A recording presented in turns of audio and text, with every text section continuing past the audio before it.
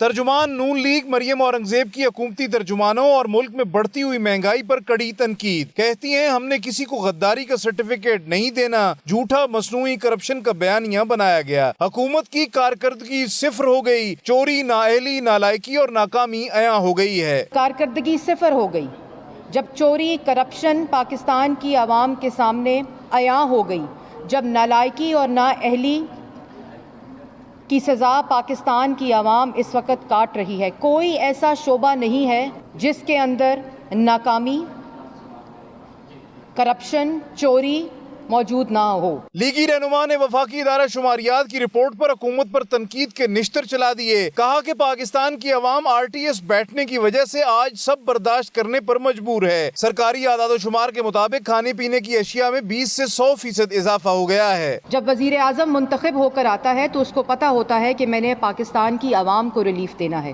میں نے مافیا کو ریلیف نہیں دینا. میں نے پاکستان کی عوام کو روزگار دینا ہے. میں نے مافیا کو روزگار نہیں دینا. میں نے ان کی جیبیں نہیں بھرنی. لیکن کیونکہ ایک سلیکٹڈ ٹولہ اس وقت ملک پر مسلط ہے، اس لیے آج پاکستان کی عوام یہ سزا کاٹ رہی ہے. مریم اورنگزیب کا کہنا تھا کہ نواز شریف کی صحت پر کوئی سمجھوتا نہیں کیا جا سکتا. مسلم لیگ نون کی تنظیم سازی مکمل ہو چکی ہے. ضلعی سطح پر کچھ شہروں میں تنظیم سازی رہ گئی ہے، وہ بھی جلد مکمل ہو جائے گی. نون لیگ PDM میں متحرک کردار ادا کرے گی.